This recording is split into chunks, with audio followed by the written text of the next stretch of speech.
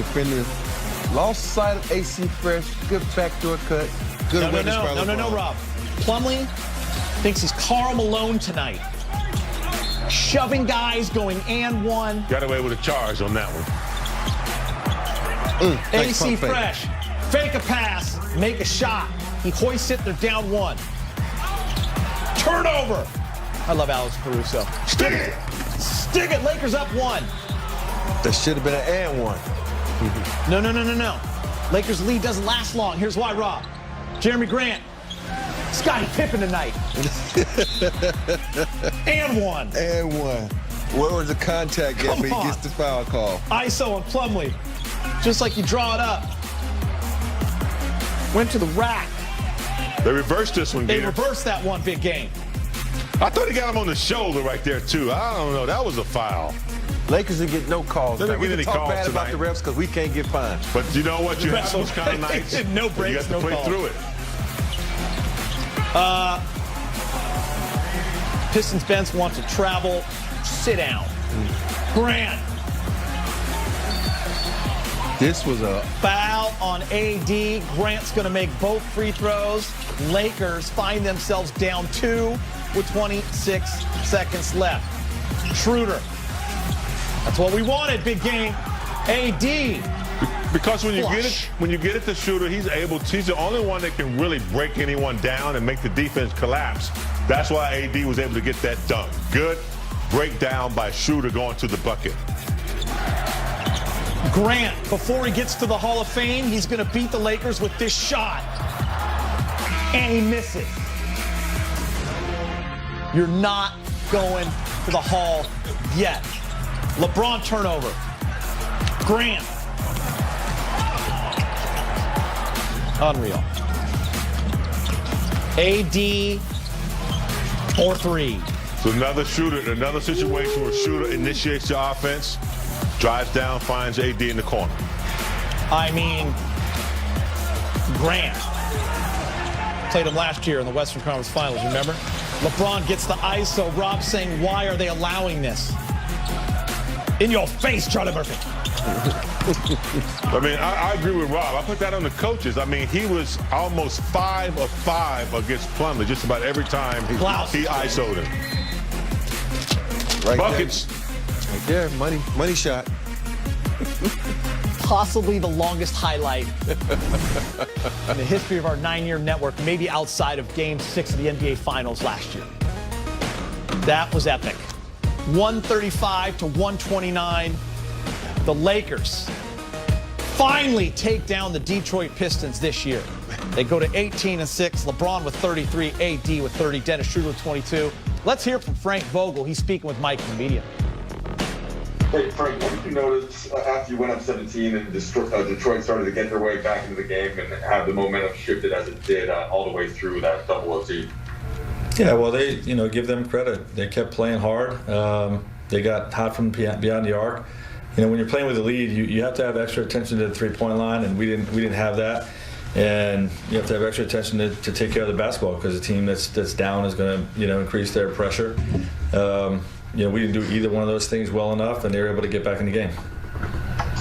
Frank, in that double OT specifically, LeBron hits the 2-step back threes, AD hits a three. What is it that you're looking to get on those sets? And at this point, is it kind of just trusting LeBron in that mismatch and knowing how he's going to get 3 shots? Yeah, I mean, they were just trying to switch everything, so we were ended up in those mismatches, and like you just said, you trust Bron, whether he wants to take the ball to the basket or if he's given space the way he's shooting the basketball, he made him pay over the top like he's done all year. And AD's was a different situation with a driving kick from Dennis, another good possession. It feels like a long time ago, but when Kuz got fouled on a 3, it seemed like the bench went nuts, and Quinn Cook ran over to you. Was just wondering if there was something going on with that. No, I'm encouraging my guys when they have defenders off their feet, to jump into them and get 3 free throws. We're missing those opportunities. We had Joker up in the air 5 or 6 times last game, especially when it's their best player, to pick up fouls and get themselves free throws. So Kuz finally listened. We have a joke that if I don't know if I lost that. We have a joke that if somebody does that, they get the day off tomorrow. Okay, so Kuz got the day off tomorrow, We all kind of sort of have the day off anyway, but Kuz earned that day off with that play. Good. Frank, you guys have obviously been winning this last stretch, but in some of those fourth quarters, I mean, I'm thinking of Boston and obviously the one tonight, offenses seemed a little tight, maybe taking a lot of jump shots. What do you think is do you see commonality in some of those execution pieces on offense, and what are ways that you think you can keep up pace when those lulls hit? That's the key. It's just we got to keep up our full court pace and our half court pace. And sometimes we slow down, and those guys know, those guys are vets. How to manipulate the defensive coverage we're getting, and get something good out of it. It's not always with great pace, but certainly we can be a little bit better there. Bill? Hey Frank, I don't know what you do about this when the game just won't end, but how much are you thinking about LeBron in 80 minutes being 45, 46 minutes tonight? Yeah, it's on my mind. That's not what we want to do, but the game on the line, those guys won't be in there. We bring in Mike Bresnahan to shed some light on tonight's game. You're still here, Rob said. What's going on, buddy? Still here. What do you got for us? I think I know why we're here, because Detroit scored 21 more points from the three-point line than the Lakers did. Yeah. If that hadn't happened, they're not a very good three-point shooting team. They're 26 in the league, actually. We would have been out here like an hour ago, guys. But because Detroit got a little hot from three. But the Lakers, all good things must come to an end. And they've been playing some tonight. They held all three guys under 100. But, look at that. 42 threes attempted for the Pistons. Like I said, not a great outside shooting team. But, we've got Josh Jackson going crazy. I mean, he had, 16 points in the fourth quarter alone. There you go. Again, in the all good things must come to an end category, you have tonight. I think I ruined this whole thing, guys, because I was trying to come up with a graphic. I did a little research. Yep. They have not won 4 in a row and held the opponent under 100 since 2012. I was going through season logs and game logs. So I had this all ready to go, and then the Pistons ruined it. So I want to apologize to you guys for making us all stay an extra hour. But here we are. Here we are now. Ironically, really, when the Pistons had about 75 points with a few minutes left in the third, you were starting to go, I don't think they're going to do it. I'm like, you know what? They'll probably hold them to 18. Yeah. You'll get your under 100. It was a newsroom discussion. I didn't know they'd score 129. No, who would have I didn't see it coming. You definitely wanted the over in this game. I didn't see it coming. And again, the Lakers 8th in three-point shooting, Detroit 26. Yeah. Sometimes weird things happen. Hey, listen, you both said it, though. These guys are in the NBA. They're going to play hard. AD said it. They're well coached. Guys like Grant having a great year, and they smell it sometimes. They're on the road. Lakers are kind of cruising. And James, you can see the way the Lakers are playing defense tonight. Not a lot of running guys off the three-point line. Just going, listen, you can take that shot. If you hit it, you hit it. Subconsciously, as a player, I remember a couple games having, a poor team beat you in their building. You automatically think that you're going to beat them when they come, especially if they're the worst team in the league.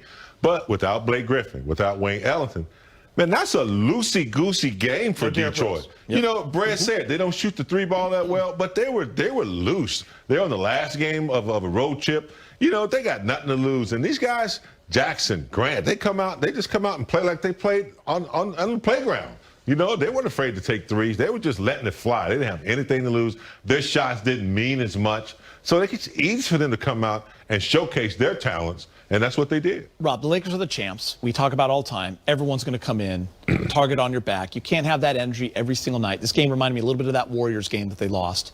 And we've seen it just a few times this year. But moving forward, how important is it for a team with new guys, and they're still developing that chemistry, to kind of have that knockout punch? Because they do go up 17, and then you just kind of take your foot off a little bit. Well, sometimes when you're as good as the Lakers, you think you can do no bad or no wrong. And if you watch them down the stretch, it's almost like they're saying, your turn, your turn. They didn't run any plays. If you watch the Lakers first quarter, second quarter, and third quarter, they're running plays. They have some type of continuity to their offense. But down the stretch, it's like, okay, we're going to depend on LeBron.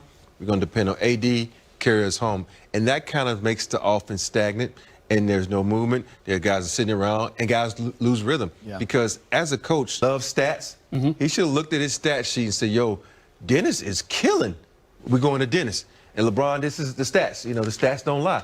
And Schroeder had some opportunities a lot of mismatches where he could blow by guys, but they're so used to just giving the ball to LeBron and AD and getting out of the way. But sometimes you need to step up and say, yo, I got a mixed match tonight. Yeah. Let me work. Let me eat. And the coaches have to recognize, also the players, and say, yo, take advantage of the matchup. The good news was in double OT, the matchup was Plumlee and LeBron.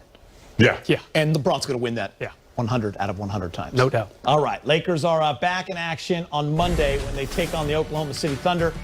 For the first of back-to-back matchups with OKC tip-off at Staples, set for 7. We'll get you ready with Game Time.